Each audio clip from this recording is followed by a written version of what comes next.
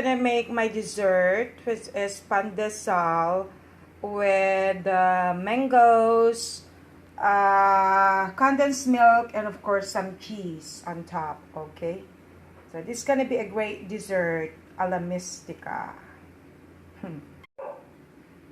I just put some condensed on top of the pandesal, and then right now I am going to put some mangoes on top, and then on top of that it will be the last grated cheese. Alright.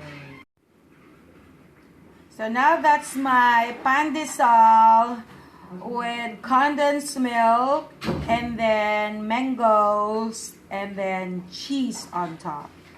So this makes a great dessert a la Mystica. Okay.